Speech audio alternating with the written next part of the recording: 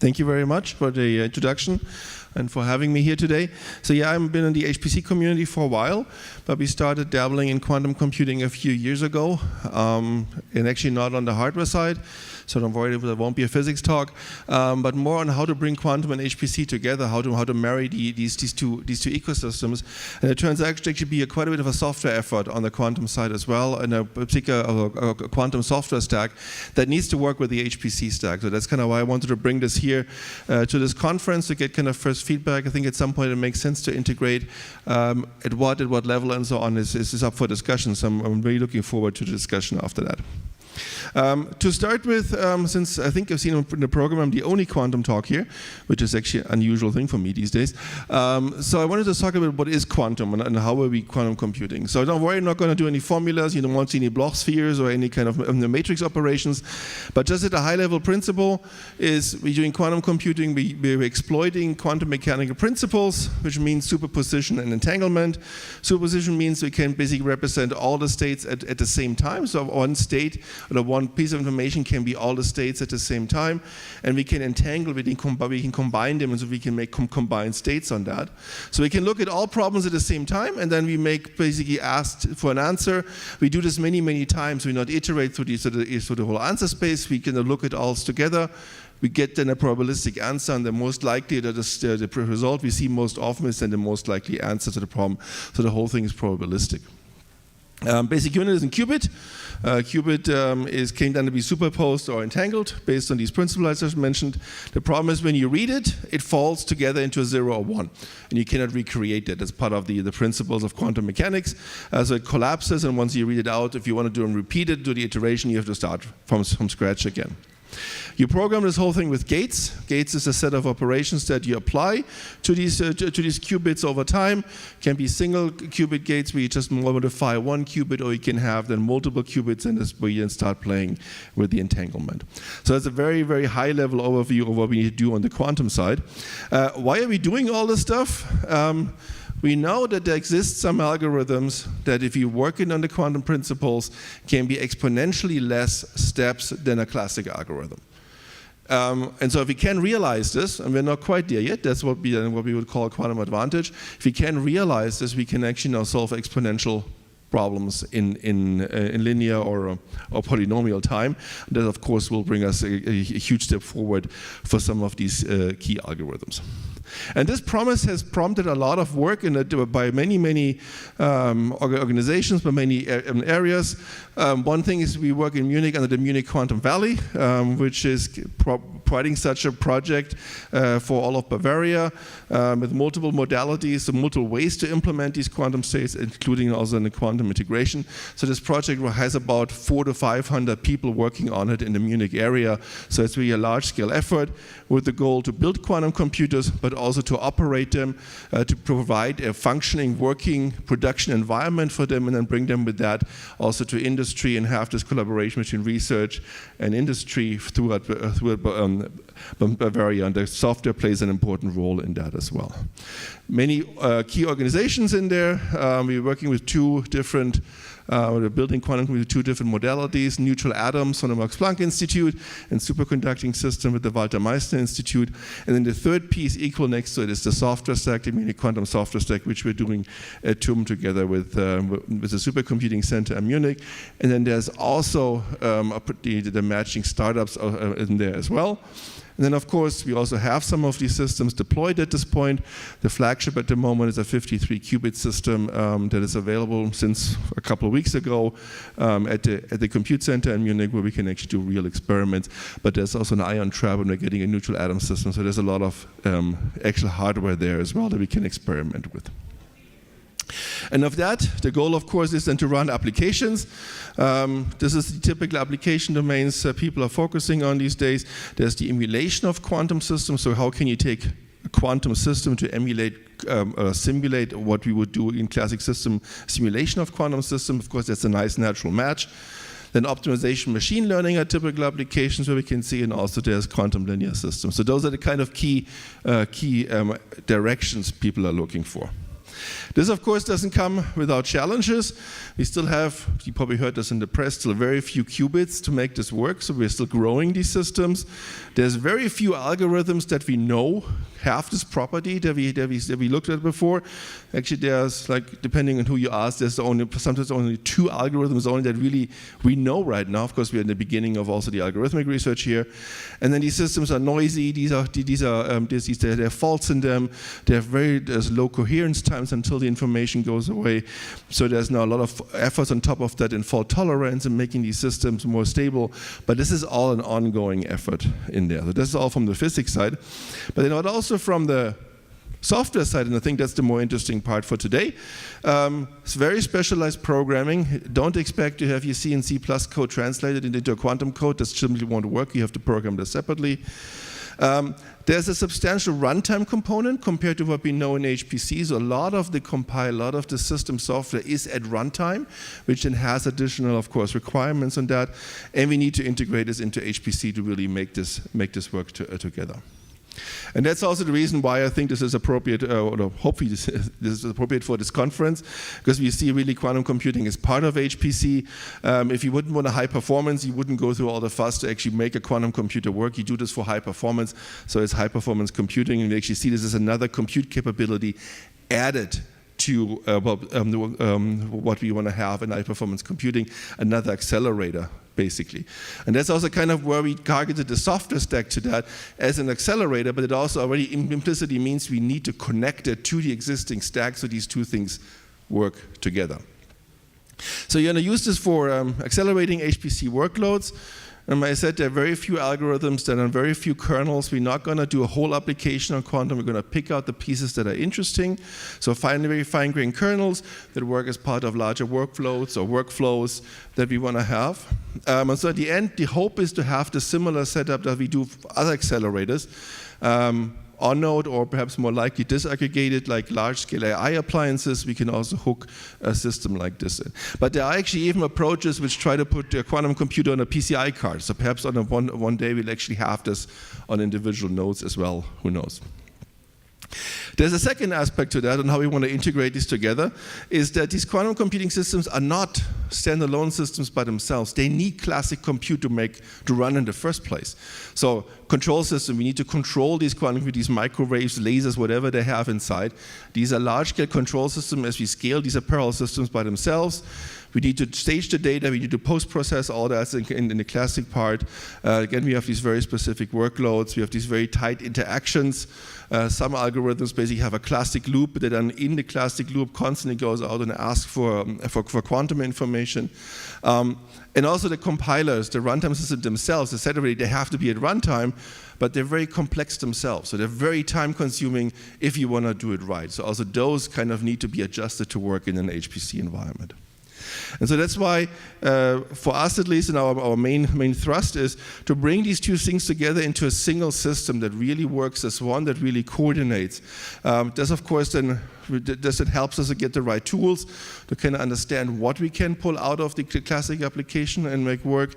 It gives us an easier access if it's one system. The HPC workflow, the mind of the final user is kind of preserved. We can bring a single programming environment together, similar to what we have with offload mechanisms today. We can do this with the quantum side as well. Same thing for access management, also that we have solved on the classic side, on the HPC side, so we can also inherit that from that. And then we also require close integration, of course, also on the hardware side between them. For one, to have like low latencies, that's still a bit under debate, but to have a single management, to have this operating as a single system image, so we can actually schedule this together, we can manage it together, and we can have these tight interaction between the various schedulers. And that's exactly what we are trying to do. So where do we stand this? If you look at where we are or where we have recently been, we wanted to try connect domain experts, which in the beginning were just quantum physicists, to the various quantum devices, and it looks something like this. So each domain had its own special stack for each particular device, and that's obviously not maintainable. And so we need a software stack that kind of bundles this as we know it from the classical side, brings it to an intermediate representation, and from there we can then have backends into various quantum devices. There's multiple IRs that are under discussion. We're actually working with QIR and MLIR, also the LLVM environments. We're also here taking from the classical side and trying to use this to build on top of that. That then allows us to connect different hardware providers, allows us to connect different front ends to different user communities with their programming language, programming abstractions, and so on. And then also allows us to connect this into the HPC side as a quantum accelerator. I think that's where we really need to get to, because only this is sustainable, but this is a large software effort by itself to get this infrastructure right and to allow people to then innovate on top of that and add additions to that make the system more efficient as we go along and help us scale. This gets us to the requirements that we set up when we started the software stack. So for one, I already mentioned there's more than one modality on how to do quantum computing. There's so-called superconductors, which work under very low temperatures. There's ion traps, which literally trap individual ions and shoot with lasers at them. There's neutral atoms, which collect individual atoms on a glass plate and take pictures of them and move them around with lasers. So there's some really crazy technologies out there. But they're all slightly different. They have slightly different requirements, but we need to bridge them because we cannot have a different abstraction level for every single of these modalities. So they need to be able to query also the properties from these systems. Same thing on the other side, we have a wide range of programming models and abstractions. It's currently a big open area of research, and we don't want to just lock this down to a single one. So also here we need to get from a single programming environment, from multiple programming environments, put it into a backend that we then can then use through a single compiler. And this has to be both on the Python side. The community comes from the physics community, has been working a lot with Python scripts for small systems and single experiments. That's great.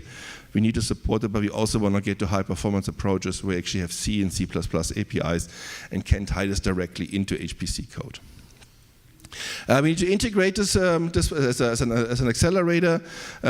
This then requires us also to go to hybrid programming approaches. We have played, for example, with OpenMP as an offload engine with specific libraries that allow you to do that. There's multiple ways to experiment with that. So this is also an open question, what's the best version? But this is kind of where we're shooting for ultimately. And then one of the key issues is how to get to efficient resource utilization that requires modern scheduling approaches that allows us to make sure that both the quantum system and the HPC system are busy at all times, and to make sure that there's a good interaction between these various scheduling environments. Also important is easy user management. In the end, we want to make sure that the administrators also have an easy way to deal with the system and can manage them as a single system going forward. It also includes monitoring, data analytics, preventive maintenance, and everything that falls in that area. And we want to be supporting both our internal and external users. Not supposed to be a project for ourselves, but we really want to make this available to the broader community. This means it needs to be flexible. Not every system on the installation is the same, so we need to be able to adapt to that. So how does this look like now? If you look this in the structure, we're coming from some kind of program. We want to get to our devices on the other side. The first step will be to do a compilation part where we look at things where we're still device agnostic. At some point we will pick a device. We can then do some device specific passes and then get an optimized, specialized binary out of that. But here in the middle, we already need to ask which device is available. What is their status? These systems change frequently. They need to be calibrated. This is not a static property. So at latest here, we are required to be on the runtime side, but most of the cases, even here, these problems are generated specifically. Input parameters are coded into the code. So typically, the whole pipeline that you see here is executed at runtime, which is a major difference to what we see on the classical side. We also want to have input in the compilation process from the system. We're grabbing live data from the system that shows us where's the good pieces of the machine and the bad pieces of the machine, and we can adjust our program. We can do topology layouts and things like this. Also, that's a live feedback from the system, and only when we do this, we can then submit the job to the various devices then. And so that calibration comes into these machines get out of sync, need to be calibrated on a regular basis. That changes again what the machine looks like, that changes again where we map our problems to. And so it's a very dynamic system, and hence the runtime part. As one of the key components what we have developed is the so-called QDMI, the Quantum Device Management Interface, which is an interface that now connects this pipeline to the final systems, where we can submit jobs, we can query results back. This is probabilistic result that then gets propagated up to the user. And we can also query device properties. These device properties are put into so-called FOMAC libraries. It's a name that we came up at some point. We still always wanted to change it, but we never did. It's the figures of merit and constraints. So this basically tells us what are the constraints of the system and what's the quality of particular parts of the system that then can feed into the compiler part. And the QDMI on the other side allows us to develop various backends. So we have backends for a lot of our system, for a lot of partner systems, which are basically plugins into the infrastructure.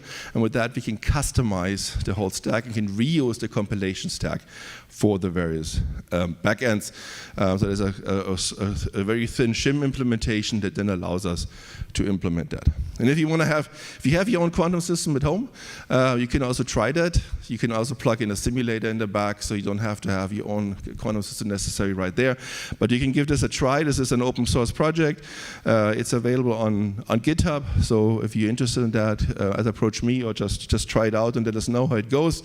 Allows you to submit these jobs at various levels of abstraction that matches the device, but also does this query function to get the information back and to kind of adjust what happened in the compilation process. That we have been doing this with a lot of different companies and partners. So these devices exist for many quantum systems that are out there already.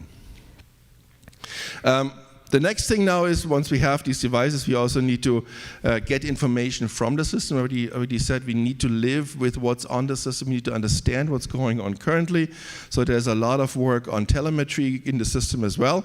Here is another connection to existing HPC software. We're relying on existing monitoring approaches that allow us to grab live systems, like what we do in classic systems as well, for like performance counters, energy counters, and so on. So we do the same thing here on the quantum system with HPC software.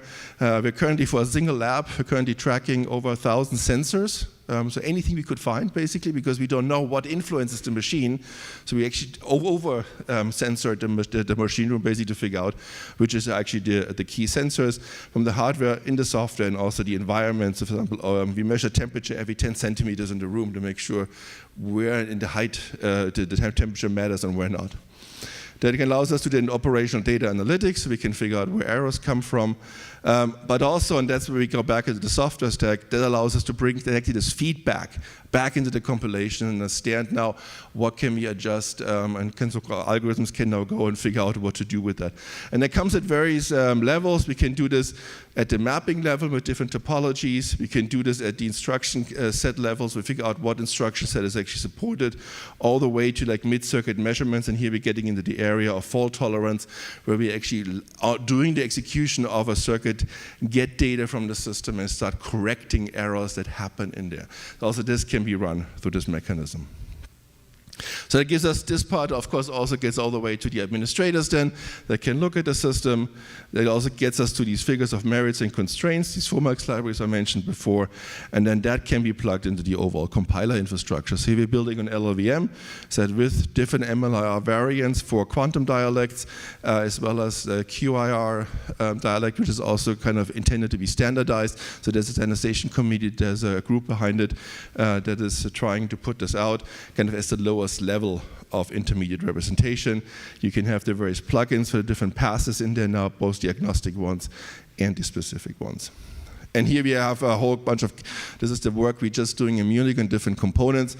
No need to look into the detail, just the idea is there are plugins there that you can put in that can then work with the different system, with the different optimizations at the different levels. So this is kind of the key part where you can make the system bigger and extensible if you have the core infrastructure in place, and that's kind of our goal. And then going further to the left, the next thing is the scheduling. This is now the point where we pick the machine that we had in the system before. We can actually decide which machine, which system is approached, which system we are mapping to.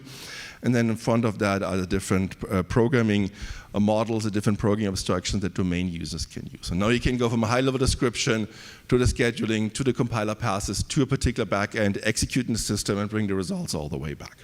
So that's the overall architecture. And to give you kind of an impression how this looks like, this is kind of a very high-level schematic. No need to read the individual pieces, but the idea is you submit to a HPC system, to a login node. You schedule something onto the HPC system. This is the first time we touch a scheduler. This is something like a Slurm or a system-wide flux. That gives you a partition on a cluster or a node on a cluster. This node runs into a quantum kernel, would like to execute that, goes to the next level scheduler, say, now that I'm here, give me a quantum resource that matches my requirements. Then all of our chains, so this is where the whole compilation chain now gets activated. It's at runtime. That's why performance is so critical, and ultimately gets handed through the QDMI to the device, which has another scheduler, which is typically just a very simple queue scheduler to make this work. And that gives you the overall structure of the stack, again from the left to the right with the various scheduling options in there. We currently have good parts of the prototype. QDMI is open. Other parts will be opened soon. So we really hope to make this public and really work with the community of having this there. If you're interested in more details, there's a paper that was published at HPC Asia. There's the QR code and then also the reference from the ACM library. Looking forward, what do you want to do next with that? So for one, of course, we need to continue the evolution of the software stack, new backends, more optimizations, new passes, increasing of the catalog. The next step will be kind of what we call the revolution. This is to add the fault tolerance to part, which is also a big research aspect. But then most important for this crowd here is we also really want to make this a production stack, so we want to stabilize this. We want to basically make sure we can put the right software engineering properties in place, the right user interface in place, and transfer the stack to operation. And we have actually institutional support to do actually that in the Munich Quantum Valley that allows us to take this research software and harden it and put it out to our systems and also make it available after that as well. Oops, and the animation should have been different. So why now this talk and why now here at HPSF Con? So I think really the quantum and classic stacks need to merge. They need to be a common software stack. So we need to have these conversations. API must match. Deployment must match. We have one of those software stacks available, and we're hoping this can be a good starting point. It's one of the leading stack. We are maturing this already towards a production-ready stack. We want external contributions in that, so if anyone's interested, let us know. We're happy to work with you. And also we're trying to understand kind of where does this fit in the current status of the HPSF. This is my first time I'm here at this conference. I'm really interested in getting feedback, kind of seeing what makes sense. And then ultimately, yes, we have one stack here. We're not insisting that this is the one stack that will rule them all. It's clear there's a lot of organizations doing something very similar. So we need to get to a broader community consensus. I think HPSF can help here as well. There are multiple initiatives worldwide. The full stack one is a German one. EuroQ HPCI is a European one. And there's the OpenQSE one, which is international, led by Oak Ridge. So there's several of these initiatives going, and we kind of need to bundle them to get to us the common API and concepts. And any feedback in this direction or any kind of more discussion on this would be more than welcome. Before we get to this though, let me just say thank you to my co-conspirators that on the software stack itself, but of course this is not the 5 of us doing it, it's a whole bunch of teams, so thank you to our groups at the university as well as at the Compute Center to kind of make this happen. And with that, I'm happy to take questions and have the discussion. Thank you.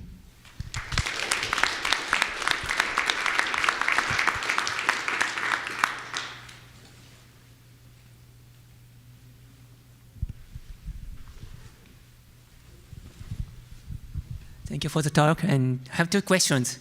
And firstly, in terms of CI, what do you actually test? Because the behavior should be non-deterministic. The second question is your compiler stack, because in there it can be very different from classical compiler stack, and you always need to develop completely new dialect for quantum computers, or you can still rely on the classical dialects like linear or memory for things like that. Yeah, so for the first question, so the CI here particularly targets the software stack itself. So does the infrastructure work? Can we hand through the various levels of intermediate representation to the final system? Does the handoff through the QDMI work, right? So this the operational part of the key stack. Once we, of course, do run experiments, we have to be very careful because you're right, it's probabilistic, so we need to have kind of a fuzzy factor there to make sure that we rely on results to actually make this work. And then, of course, we have to be more fuzzy than typically in classical systems. But mostly what we want to do is unit tests and testing on the software stack itself, right? So the second question was? For the compiler stack, because you're relying on MLIR, and just in there, you always need to develop a completely new dialects for quantum, or you can still benefit from the classical dialects like ring-arg or memory for things like that. So we're reusing the LLVM infrastructure, right? So there's this clear part, so that's where we have a lot of classic part in there. We're trying to use some of the intermediate representations as well, where we have classic code married with quantum code. But once you go into quantum code, this is so different that we actually have different dialects for that. And so we're trying to minimize that, but at these pieces we won't get around that. But we're keeping it in a way that we can marry them together and have them together within one IR at the end. Great, thanks.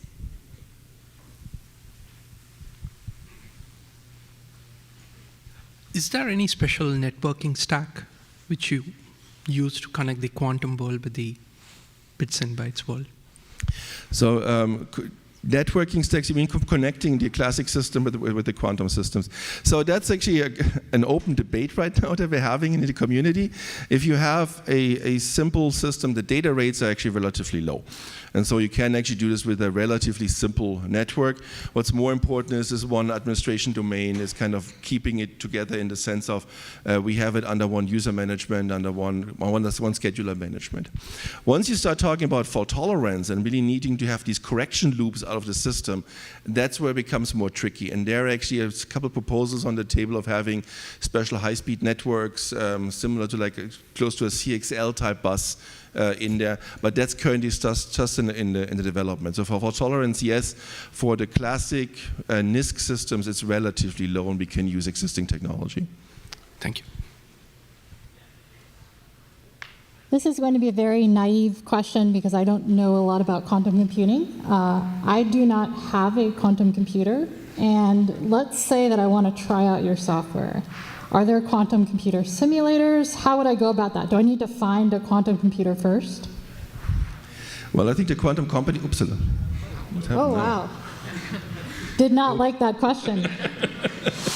The quantum companies would appreciate if you buy one, but if you have here in the QDMI interface of these backends, right, there's anything that can execute a quantum circuit. And this can be a simulator too, and we've hooked it up to various simulators as well. This can even be some of the standard ones or some of the researchy ones. There's some commercial ones available as well. We can hook up to them directly, and then you can run basically the software and you can do emulation. You're limited to a very small number of qubits because after that it becomes computational intractable, but for small numbers you can just use the appropriate plugin in the back. Okay, so I should do a Google search for quantum simulators. Yeah, and some of these backends are in the repository for QDMI. There's backends for simulators as well, so you can find it from there, and then you should be able to use those right away. Cool, thank you, Martin. Sure. So one last question, I'll ask that. As far as I can tell, nobody has used quantum computers yet to really do any kind of actual thing other than researching how quantum computers work, more or less. Is it maybe a bit early to standardize on an open stack? Or is that far enough along to say, like, yeah, we know how these things will work, we know how they will scale, there's some technical issues, and yes, we are ready to define these standards? That's a very good and very fair question. So there are some first results that really look at the application, like in some molecular searches, some of the search engines, some of the large companies like SAP have tried this out and found usefulness in this. So there are real applications which are trying this out. Not to the point where this will change the world and will be better than a small cluster you can put next to it, but we're getting to that point, right? So I think we understand the interactions. And so I think it is the right time to start thinking about standardization, but not necessarily to go all the way fully through with it. This is not nothing that will happen over the next 1 or 2 months. These large efforts I had at the end, these are all projects that go 4 or 5 years into the future, and I think that's probably the right time frame to have the discussion. We should start thinking about this now, though, because there's so many things coming up right now. If you let them go wild, we will never be able to bring them back together. So at least have common concepts, common understanding, so that the solutions are close enough that we can bring them together, I think would be useful. When does it make sense now to put into an HPSF and kind of do this? This is, yeah, that's exactly the debate we want to have, exactly. Okay, thank you. Thank you.